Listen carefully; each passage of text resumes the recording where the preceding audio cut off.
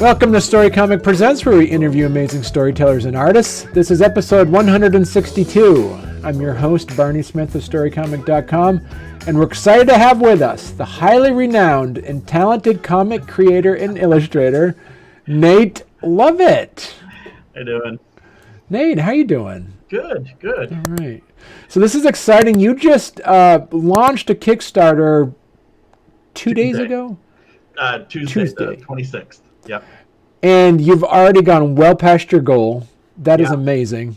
Congratulations on that. And we're excited to talk to you about a little bit about your first Kickstarter, which is also your newest Kickstarter, which you're not immune to Kickstarters. I've noticed you've backed 134 Kickstarters. Yeah, so I think I'm what they call a super backer on there now. So I've been backing things forever for right. friends' projects and whatnot. So I'm like, I better actually do one myself at some point. And we're going to talk about Punk Rock Ninja issue number 1. And we're also going to kind of ask you as well of some of the history of other comics you've done, and really curious of this being your first Kickstarter, even though you've been an accomplished writer and illustrator for many years. But first, before we kind of jump in and talk specifically about Punk Rock Ninja number 1, do you want to kind of give some of our audience and listeners a little bit of a background on who Nate is? Yeah, I've been a professional illustrator for, it seems like forever now, since about 06, 07. I got used to do this on the side, but I got laid off from like 3 jobs in a row. So it was time to finally just make the jump and do it full time. So since then I've done comic books, storybooks, video games, concept art, toy design, so many different things, just to get out there, pay the bills and whatnot. But comics in particular has always been my thing that I wanted to do. And so, and as you say, this is full time. This is a full time job for you right now, and I am incredibly impressed about your work. You have one of your main titles that you've been working on for many years, Carter Kane, which we can talk about. But you also, as you said before you went on the show, that you also do some licensed art for Paw Patrol? Yeah, Paw Patrol. You can see on there, Corn and Peg was another show they did.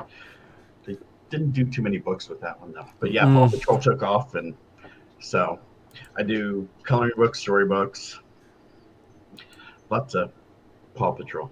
Lots of Paw Patrol. My kids love Paw Patrol. So just real quick, I need to ask you a Paw Patrol question. All right. So I was watching the other day. So how is it possible that an entire town gives the entire emergency services to dogs? How is this legal? And how is this logistically possible? I have no clue, not to mention however old Ryder is running the whole thing.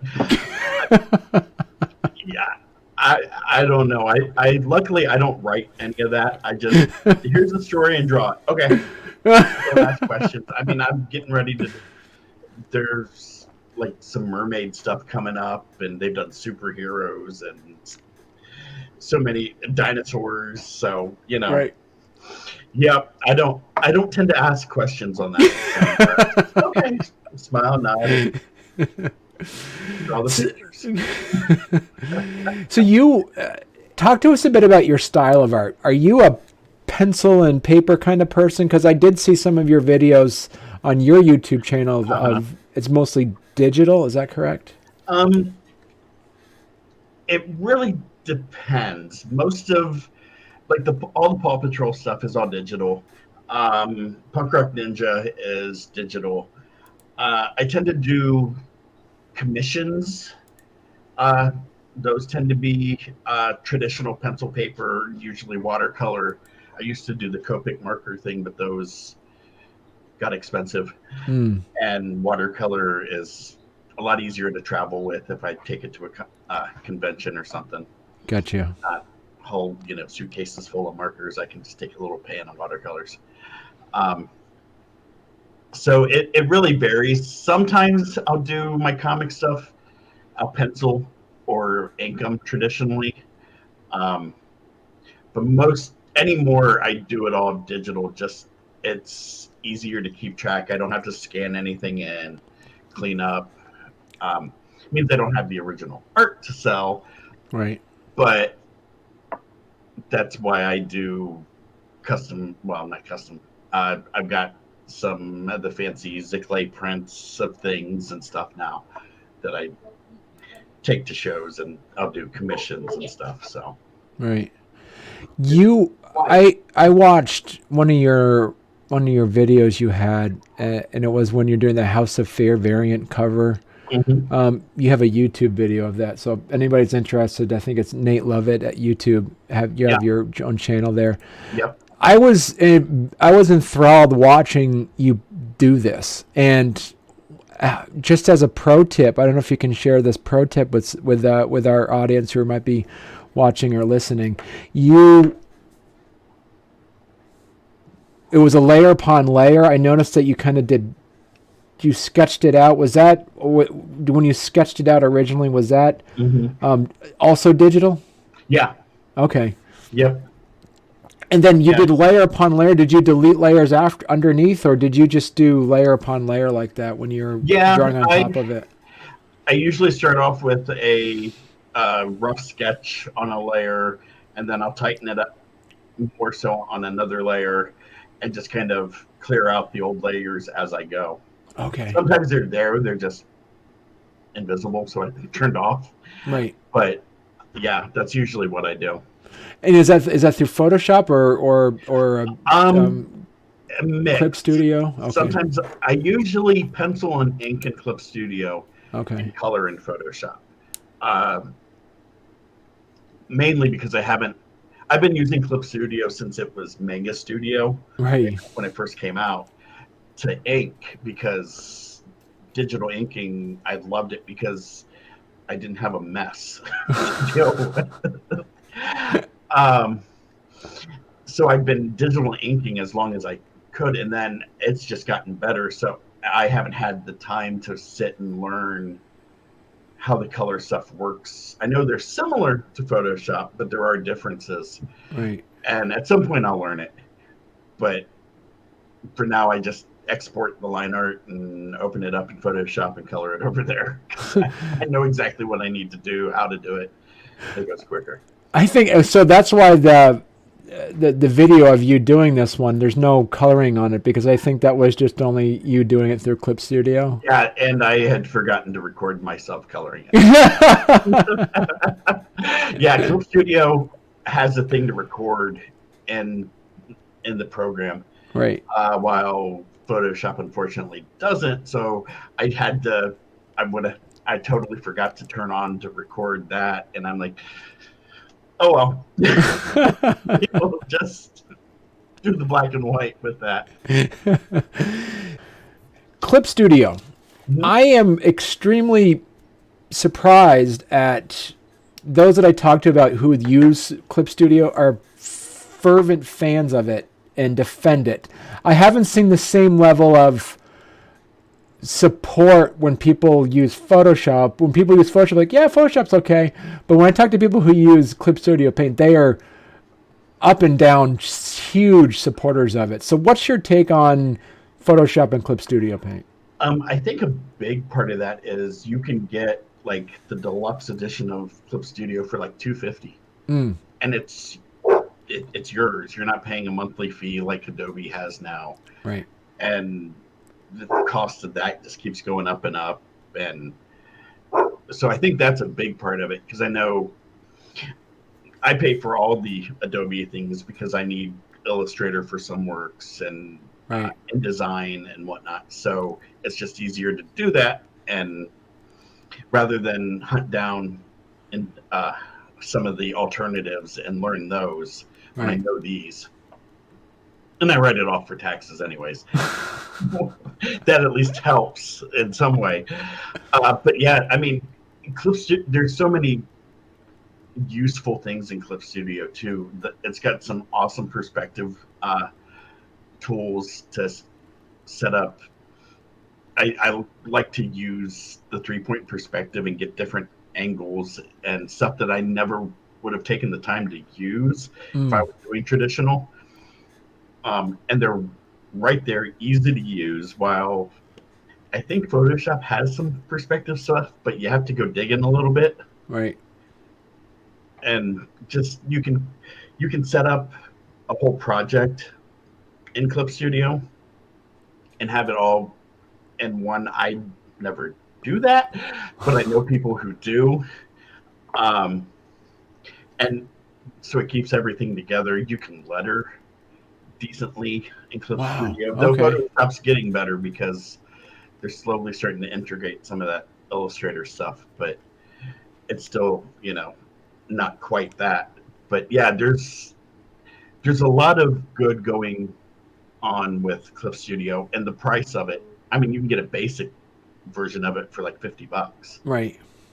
So what would be then, you just said, the deluxe version and the basic, for those that are thinking about, what I've heard people saying Clip Studio, what's the difference between, say, like you said, the deluxe version and then the basic version? Anymore, I don't quite remember. I know the deluxe version has more options and you can do more things with it. And I've been using the deluxe one for so long I don't even know bare bones. But I know you can pencil and ink and keep stuff together. I think you can color in it too. Yeah. The cheaper one. It's just more options and tools open up for various things with the higher end. Right.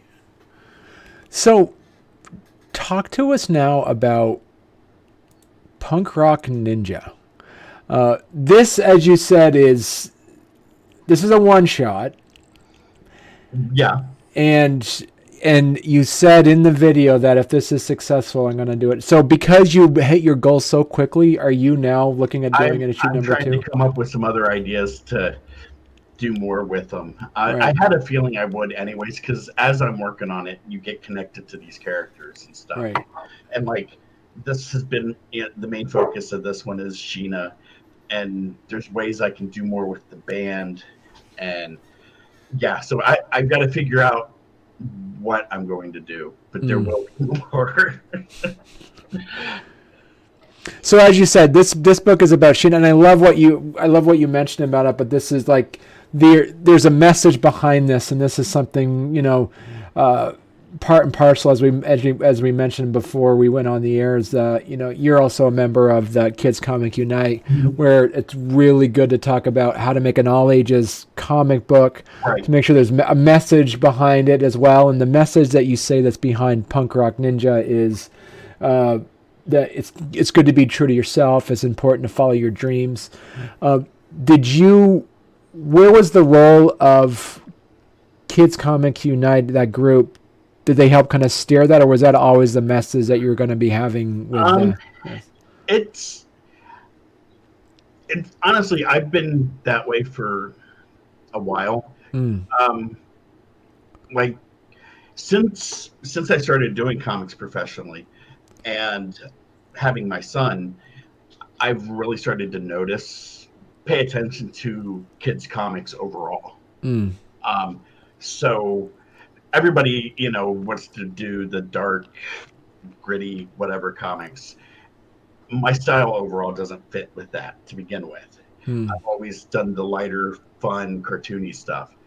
So I've always aimed at doing all ages comics, stuff that it doesn't matter how old you are, but you can enjoy it. Right. So that's always just something I've always focused on. I think I have one idea for a project that would be actually teaming up, but otherwise most of the ideas I come up with are, all ages, middle grade kind of books. So, but that can be enjoyed by, parents and whatever too. Cause I mean, I like to fit in that stuff. Like I always grew up on the Disney movies, and Pixar stuff comes out, I'm there. All the fun animated stuff, I'm there to see because that's just always been me. So those are always the projects I look at, even if I'm, you know, interested in books and stories and stuff. I'm like, ooh, this. Like if I go to Barnes and Noble, I go to the kids section first to look at their graphic novels and stuff because those are always to see what's out there and what's fun and what kids are getting into and stuff. Right. So, So, what were some of the? How long did it take you to put this? It's a 32 pager. How long did it go? And you mentioned it's about 90% done. yeah. So, my question for you is how long does it normally take you to kind of do a page then? It really varies. Mm. I'm trying to think let me see if there's a date stamped on something. Um, okay, it looks like I started this about a year ago. Wow. So, uh, but in between there, I've had jobs, and it started off as an 8-page story that I was pitching to an all ages anthology. It got rejected, which was fine because I was having trouble coming up with an idea, and this came to mind, and it wasn't fully fleshed out and whatnot. So I'm like, okay, well, I'll play with it and see what I can do, and it Right. ballooned to this 32-page story that I think is a lot of fun. Right. Do you have? How was the? And I'm curious about this too because of your extensive experience with also with your, working with your Carter Kane series. How much world building did you put into this story in advance? This one didn't. I really didn't do a lot, Mm. um, mainly because I didn't know if I'd be doing much else with it. Okay. So I'm like basic big city kind of thing, and uh, I'm going to have to do more now if I want to do more with it. So, but now that I kind of have an idea of the world it just from this, should be it should be fun to just come up with some stuff. And Right. but yeah, totally different than Carter. That one has had some of that's been on the fly as I go. Like I need to do this kind of thing here for this world, and we'll do this, and or I just kind of make up aliens, and it doesn't matter. Ooh, that one's nice. I'll use that one for a race later, and so So does this take place in a shared universe with any of your other IPs? no, No. I mean it could maybe, but uh, overall, I don't think so. It just it's.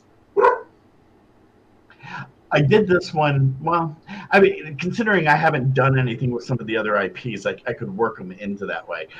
Uh, but like, I kept the art. I found kind of a rough brush to ink with. I'm Mm. used to doing everything smooth. Like the Carter stuff is nice, smooth ink lines and Right. kind of stuff. While this, I went looser with the brushwork and the colors, um, just to give it a different feel. And it's been refreshing to do because I'm so used to doing kind of that clean, sterilized stuff at times. And so, and as we mentioned, this is your first Kickstarter. So, and now that you've kind of dipped your toe in the water, are we going to be able to see other of your works going straight to Kickstarters now? Yeah. And as we mentioned, Carter Kane, I have technically 2 issues of that done that I've taken to shows and it's been available through my web store and stuff.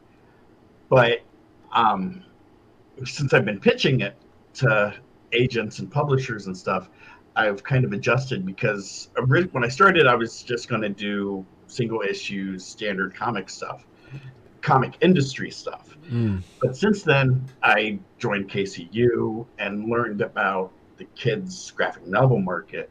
And I'm like, Carter needs to be done this way because that's how kids tend to eat up the books now, is graphic novels. Right. So right now what I'm planning on is taking the first 2 issues. I've got a new beginning that's about 6 to 8 pages that I need to work up, putting that on and finishing what would be chapter 3 or the 3rd issue, and then putting that all together as a graphic novel through Kickstarter while I work on the next 3 chapters and try to keep it going that way. So I noticed that you did on your Carter Kane website, you did mention that you have like 250 pages written out or something like that. And the goal for it was to be a 200-page graphic novel. Okay. Technically, I've got about 167 pages, but I know there's parts I need to beef up and whatnot. I've been busy working on Punk Rock Ninja and some of the other stuff that I haven't touched it for a bit. So it'll be nice to go back into that here soon and look at it and go, okay, this is what needs some addition and so on, and build that up. But yeah, the plan originally is for about a 200-page graphic novel altogether for book 1. I've got 3 books in mind if it pans out. Right. And what is some of your advice that you would give to folks that are making their own comic? Should they look for a publisher or should they self-publish? So it depends on what you're willing to give up. I mean, if somebody were to come my way and say, hey, we'll do Carter or Punk Rock Ninja as a graphic novel, I'd look at what they were offering, and if it was something I was willing to give up to be able to do that, I'd do it. Right. Because, not that I'm lazy, but I don't know how to do some things. And I'm not always the most extroverted person to do stuff either. So, but this has given me a lot more confidence in doing my own stuff and me controlling it too. So, right. Yeah. So, as the writer and artist, where do you put the editor in? So at what point do you have somebody look over the script or look over the work to say, hey, I would tweak this? Or where do you have your beta readers involved or your editors involved? I actually, with Punk Rock Ninja, James Powell, the writer of the House of Fear books, was my editor for it. Okay. Because of doing the cover for him, he offered to look over stuff for me. So we just kind of bartered, which was awesome. And he's done a fantastic job. But basically, I gave him the script early on when it was probably 24 pages or so. And we talked some stuff over, and he gave me some notes and said, what if you did this? Or what about this here? So he was involved pretty early with the script. And then he actually looked over the final version of the script with the finished art. Well, the art is done. It's just they aren't all colored. So to match up stuff and make sure stuff worked, and gave me some notes there and whatnot. So he's been pretty involved at times throughout, and to catch any proofreading and stuff there. Right. Mm-hmm. So let's look over the Kickstarter. I want us to kind of jump through and look through and as I say, congratulations again, your first Kickstarter and made project we love. You're past your 2 stretch goals already and closing in on stretch goal number 3. And it's turning into now a 40-page comic at this point. Yeah, I'm going to add 8 pages of sketches and concept art and kind of behind the scenes stuff. That's awesome.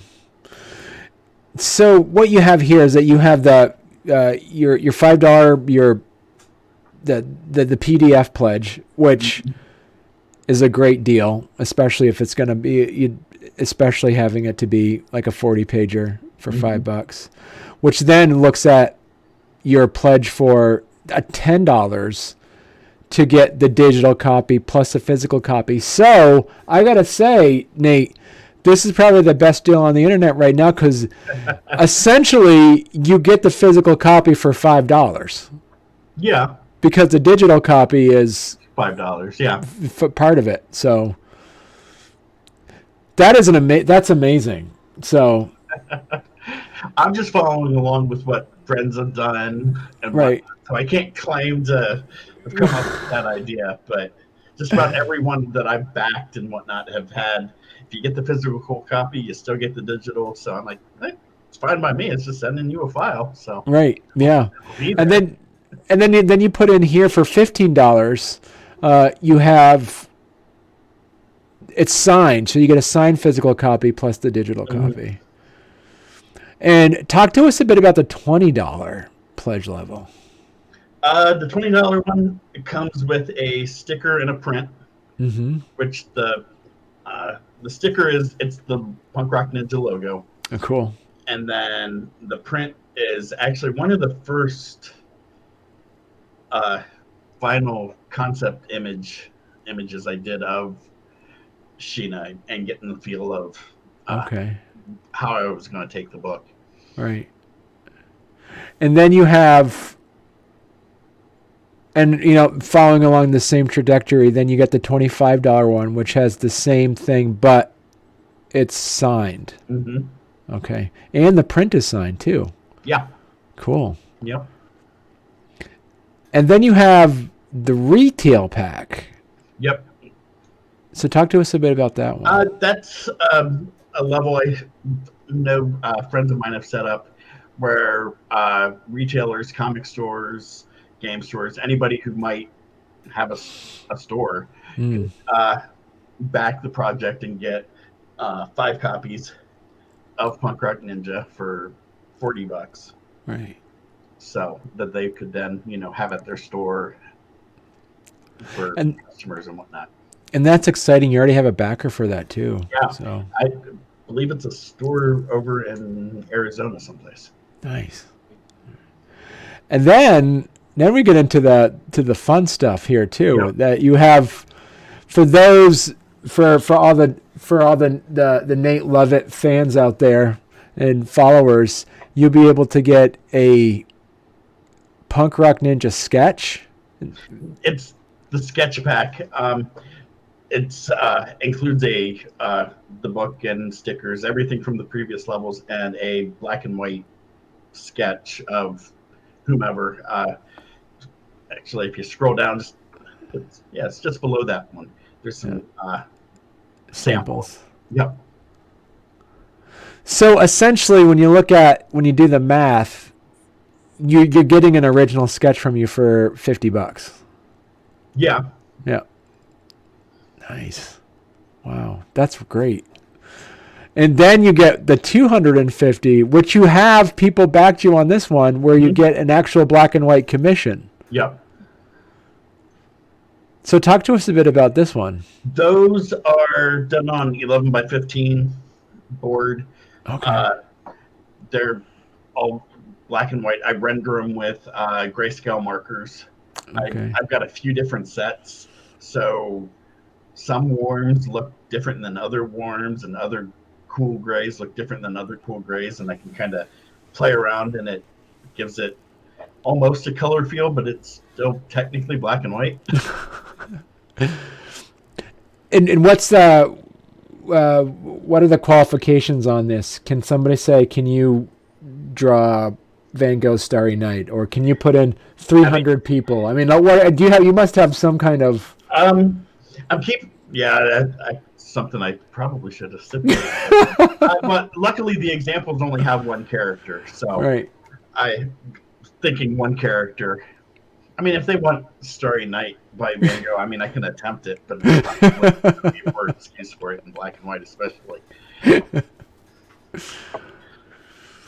So basically one character, right? Yeah. Okay. Yeah. Yep. Yeah. And then you have the color version, the color on this. Mhm. People can get a color one, and that's for 11 by 15 Yep. color And it's full commission. color, watercolored on 11 by 15 board. Right, and that's $500 right there. Yes. So Yeah. yeah, Those take the longest. right. Which is why they're also the most expensive. And this is not digital, correct? This is Right. going to be Correct. all right. Yeah. It's traditional on board. I'm honestly, I'll probably record. If I'm watercoloring, I tend to record them. They don't always get put up on my YouTube, but because I tend to forget sometimes that, oh yeah, I did record that one. But yeah, actually, I've got some previous ones on there so they can see how I do some stuff too. But yeah, Right. traditional watercolor on board. Right. Wow. And like we say, you've met your two stretch goals so far, the 2200 stretch goal and the 2500 stretch goal. And these all are looking at, and then your $3,000 stretch goal is you get people, all physical copy backers will get 2 new stickers of Sheena. Yep, it's the Sheena's right there on your screen. I've got them set up, ready to go as stickers for people. And you also then for 3600 you'll get it'll be a square binding on the book instead of a stapled. Yeah. Okay. Yep, instead of a normal, stapled comic. Since it's 40 pages, I can get it square bound and it'll be nice and flat and kind of sit on bookshelves easier. Or in short boxes. And where did you, as you said, this was your first Kickstarter that you came up with, that you put together. What are some of the things that you learned ahead of time that you're happy you learned ahead of time and you were glad you did that and whether you were not going to make a mistake on, if some people say make? Probably the biggest thing has been to keep it simple. Like just the stretch goals are pretty basic. They go with the book. They're not going to up my price a ton. Even the options of the backing options, where it's the book and a print, and I'm not saying making those overly complicated. I've only got one cover, so you don't have 7 different covers to pick from. Right. Just keeping it all really simple, easy for me to follow, easy for other people to follow. It's been a big part of it. Right. And and I guess my question too for you, a follow-up question is, why did it take someone of your skills and talents so long to do a Kickstarter? I think some of it has been, I know I have backed numerous projects where they are just starting it. Right. When they do the Kickstarter, and then you wait 2 years sometimes before you finally get it. I've always wanted to make sure I've had something done or almost done before I launched one, and then finding the right project to do. Right. Because I thought about doing Carter numerous times, but then I'm like, I want to do it as a full trade, and now I'm like, well, maybe I break it down some, and so that always kept that from happening. And because I wanted to be also able to keep my goal low, so that I was more likely to hit it. Right. Normally, I'd ask this question for people who have a job that it's separate of the work. So I'm going to tweak this question a bit and say, how do you separate your desire to do your own projects while also doing your full-time illustration work? Because you're doing your passions of your IPs is the same genre of work of what you do in your day job. How do you stay focused and not burnt out on wanting to do that? Usually the deadlines of the paying work are a big thing, because I'll have to have certain things done by a certain time, so I make sure that that's going to happen. And then so I tend to schedule my days out, like, okay, I have to do this today, tomorrow this and this, and then this day I can do this, my own stuff kind of thing, or I'll work on my stuff after I've gotten the other stuff done during the day. Um, some of my jobs, I'll have stuff done and turn them in, and then I'll have like 2 weeks off from them because they're getting notes and being approved for whatever. So I'll have nothing to do during that time. So I'll dive into my stuff during that time and really focus on getting them done. So, because I mentioned it, one of the points that I've seen in the past as well is, for instance, my neighbor who does lawn care has the worst lawn because he's been mowing lawns all day. He doesn't want to come home and mow another lawn. So, how do you stay passionate about your side work like that? That's a good question. I somehow I just do. I make sure the stuff I'm working on for me is something I want to work on. Is probably the biggest thing. Right. There's some days where I just have to draw something completely different from everything, right, because I've been looking at something too long, or even take a whole day off due to whatever.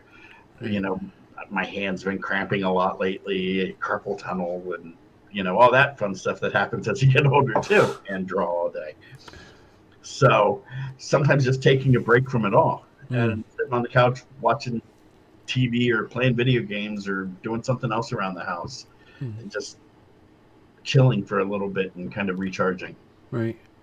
And now that you've seen the success on doing Kickstarters and that you've had the ball, are you creating a schedule now of putting out maybe like 1 or 2 Kickstarters a year now, or how does this, what are you thinking? I'm trying to figure out how to do that. Yeah. Right.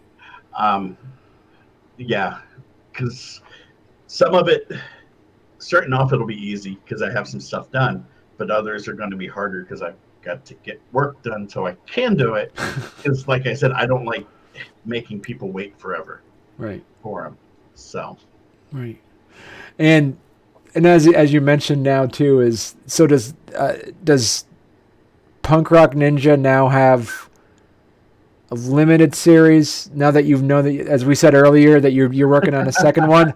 Is this going to be an ongoing series, or are you just going to say I'm doing 6 issues, or I'm doing that, or how is this? I don't know. It may just be a 32-page story here, a 32-page story here, maybe a couple short stories featuring different characters, kind of thing. I don't quite know just yet.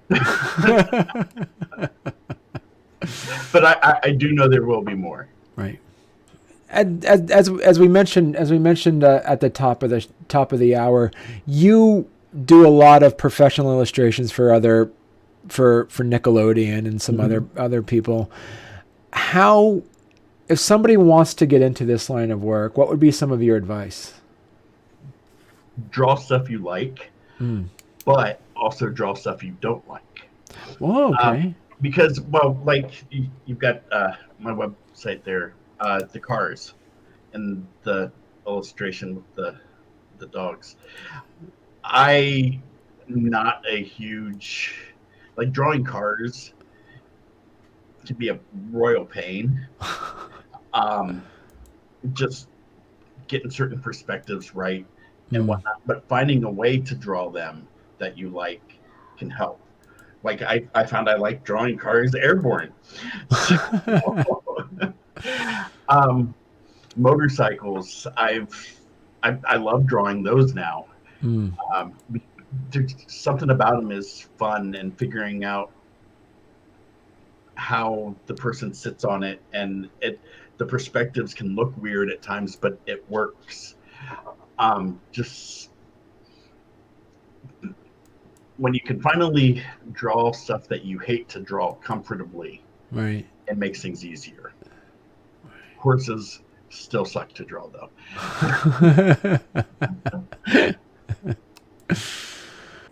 If people want to follow your work and learn more about Punk Rock Ninja and Carter Kane, what was the best place for people to find you at? I'm literally, it's Nate Lovett on Facebook, Twitter, Instagram. If I post on one, I tend to post on all of them. Okay. So any of those, I've got a newsletter that I'm attempting to keep up with that you can sign up to on my website, nate-lovett.com.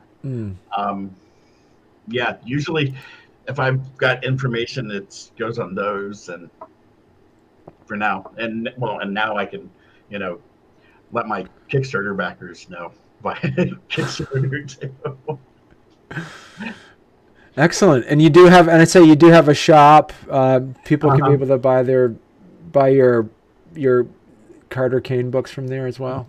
Yeah, the shop technically it's closed right now because I had literally today I had my art up at a local brewery restaurant.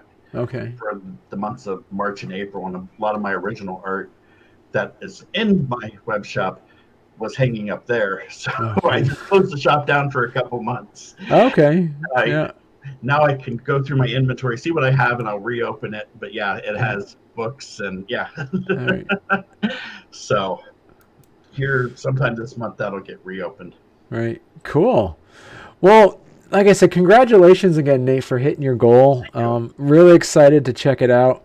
And this has been fantastic. You gave some great advice for other comic creators and people looking to do Kickstarters. And really happy to see where Punk Rock Ninja goes from here. So, thank you. You're welcome.